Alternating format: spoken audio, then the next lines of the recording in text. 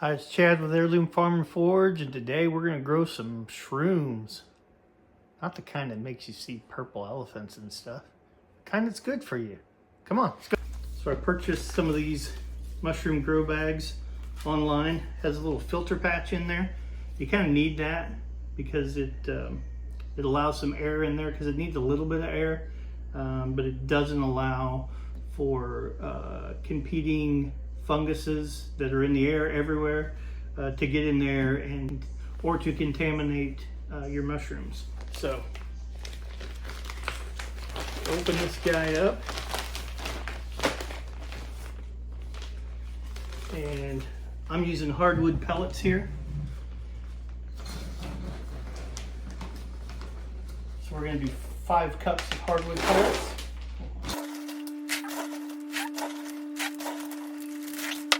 I don't think it's required, but they recommend that you supplement some nutrition in this with, so I'm using bran. So I'm gonna do a 1/2 cup of bran in there. And mix that up a little bit. Oh, seriously? I just dumped this stuff all over everything. Ugh. My wife is gonna kill me. Get back, cat. What are you doing? Get out of my video. I'm gonna put 5 cups of boiling water in here. Crime and Italy. Did I mention boiling water is hot? Cut it. My wife is gonna kill me.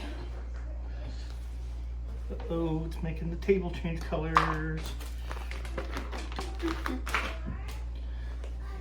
Hopefully that goes away.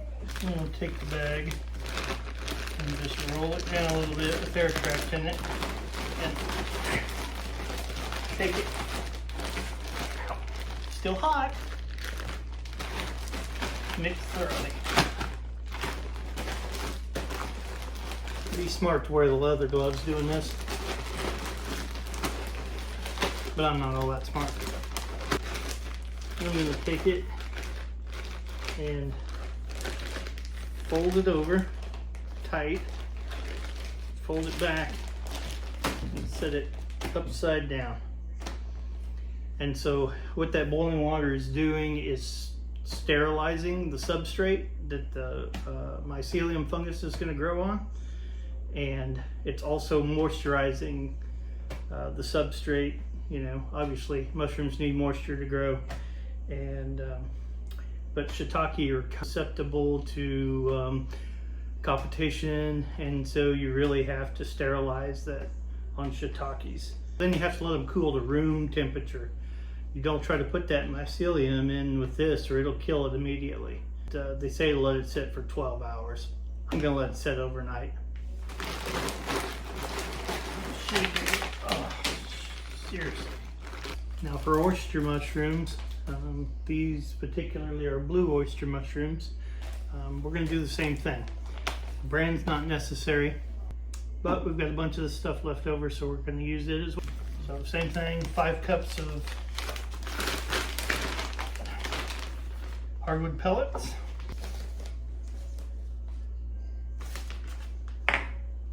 Half a cup of bran. And I'm going to write an O on this for oyster. Aha, I got smart. Or smarter, anyway.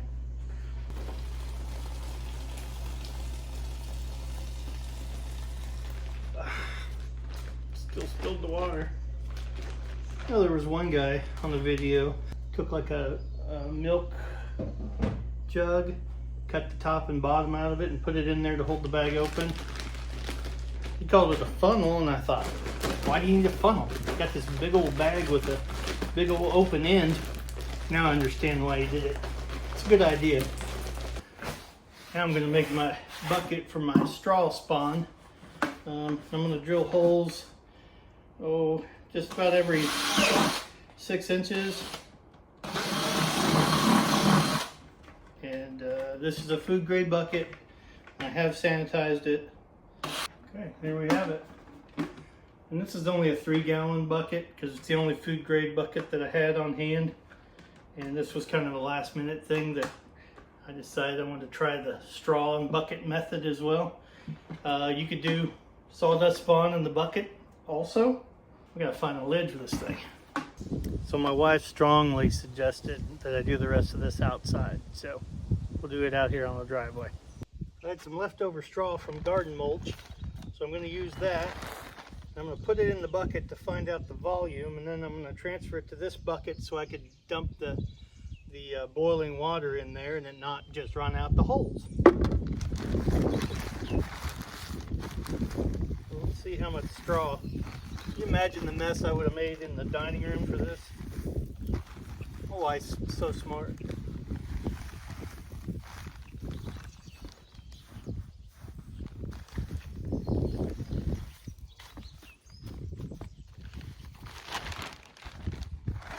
All right, that's a good amount.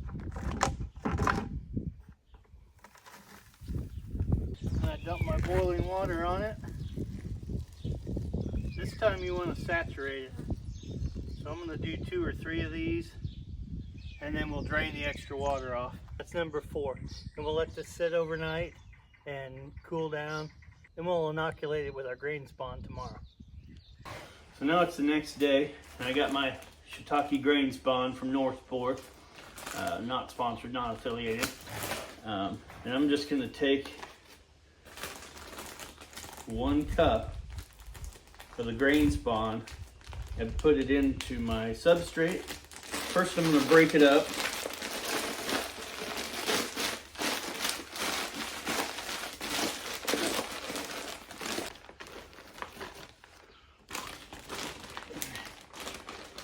I'm going to put 2 cups of grain spawn into my substrate.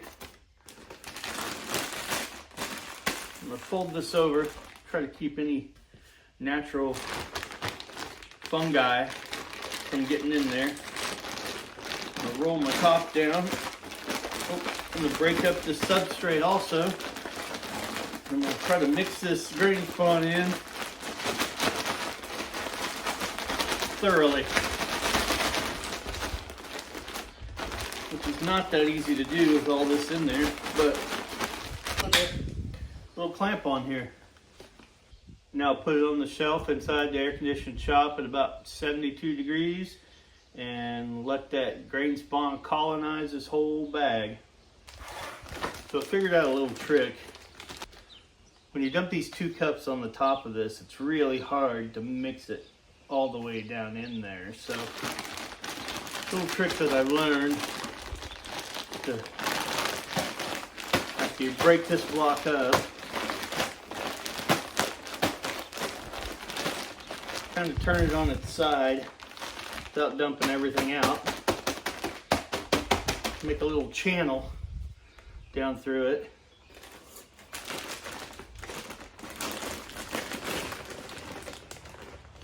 You get your scoop, and then you can kind of dump it in that channel. I don't know if you can see that very good. But then when I turn this up, that grain falls down towards the bottom. It helps mix it in, and then I'll do the same thing on the other side of the bag. I feel like that gets it down to the bottom a lot better. And I'm going to go wash my measuring cup real good before I do the oysters. We don't want no cross-contamination. So here I got the blue oyster grain spawn, and we're going to do the exact same thing with it.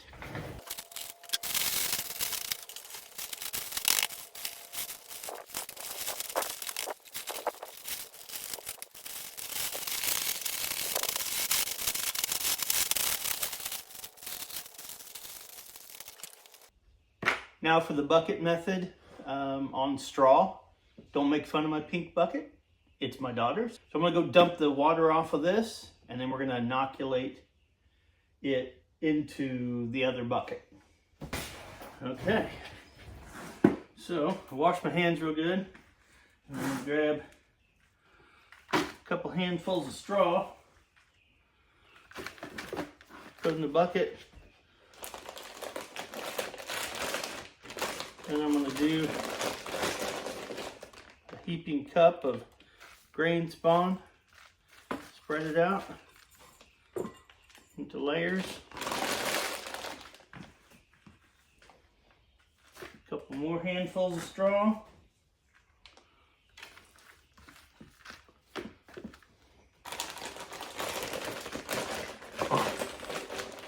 Another heaping scoop of spawn. And there we are. Now vivate. We've got to wait about 6 weeks. They should all be colonized by then. It's been about 3 or 4 days shy of a month. So here's our oyster mushrooms. We've got some that are really firm and kind of starting to rope, and then we've got some that looks like it's colonized. It's just not, just still a little soft. And like that one, looks like there's lots of areas that aren't colonized. These were all done at the same time, so I don't know why it's such the difference. Then we got our shiitakes here. They're really ropey on the top. Well, at least that one is. And let's check out our bucket. This thing's probably pretty close too. But it's already got the holes in the side, so it'll fruit when it's dang good and ready. So it's like day 30 and I was looking over these. I look up at my bucket and I see we got some pinning going on here. Here it is again. I think it's been 2 days since the last video. And the next day. And here it is 2 days later. We're gonna harvest our first flush of mushrooms. You can just cut them off at the base. Look at that. It's awesome. Hadn't even set up the fruiting chamber yet. So now it's time to build a fruiting chamber, or Martha tent, or humidity dome, or whatever you want to call it, to fruit these oyster mushrooms. They're pretty well colonized, most of them. First thing we're going to do, take our clamps off of the bags. We're gonna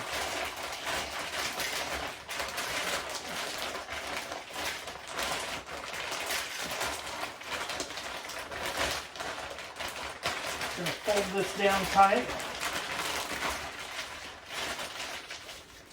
Flip them upside down.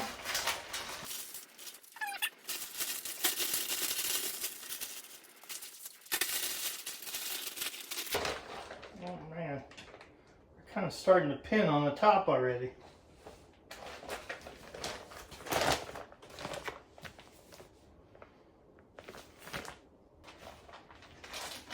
Actually, this one's kind of doing the same thing on top. Yeah. Maybe I'll cut the top off of this guy.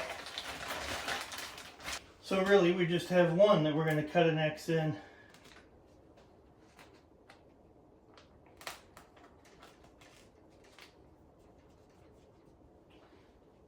And we'll see the difference in the two fruiting styles. This is my first time doing this.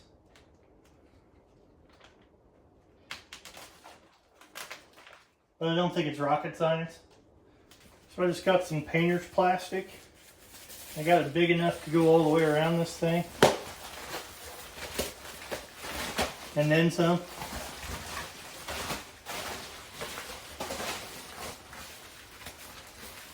I'm going to unfurl it and just wrap it around, make it lap over the top.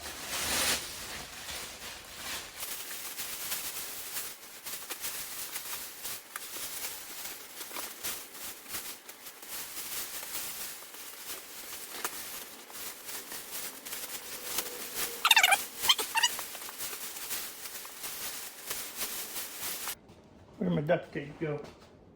I'm going to take this corner up. And take this corner up. back here a little ways and just leave the two flaps flapped over each other. Doesn't have to be airtight. So I've got my pipe propped up between my vent fan and my shelf here, my fruiting chamber. I'm just going to make a slit here where the pipe is. And then a little X. I'll slide that pipe right in the hole there. You got to have some air movement. The carbon dioxide will build up in there, and the mushrooms don't like too much carbon dioxide. They want oxygen to fruit, and so that's what we're going to give them. That's poked through the plastic, and I'll probably just duct tape that off. And then this is the other side where I've got it propped up against my vent fan, or to let that air circulate outside. So now I got my programmable humidifier here. This is one that we use in the house. I didn't know it had a humidistat, so I had bought a humidistat. It has a little sensor that goes inside the chamber, and little outlets that you plug your humidifier into, and it turns it on and off as needed to keep the right humidity level. The problem is, I think when it turns this off, it's not going to come back on at full speed. So I don't think this is going to work with this, but it has a built-in humidity control. So I think I'm just going to use that like it is. So I'm just going to take my humidifier, slip it in close here, and just drape the plastic over it. So now I'm going to take my little desk fan. I'm going to set it on this shelf on the inside, and now I can kind of see where I need to cut my hole.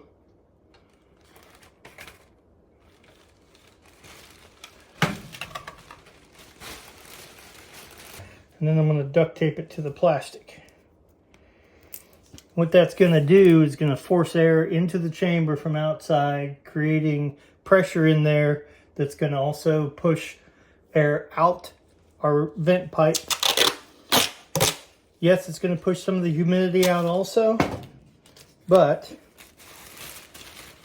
can't have it all. And I'm going to leave this one light on up here because they do need some light, and I don't have any windows back there letting light in, so I'm just going to leave that one on. Maybe it'll fruit some mushrooms. Well, I got all sorts of mushrooms, but I'll have to tell my wife that her humidifier burned up. I can smell the burnt motor right now. So let's harvest them. Look at them beautiful oyster mushrooms.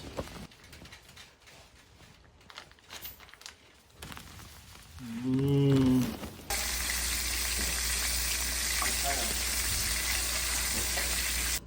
Now my favorite part. Thanks for watching.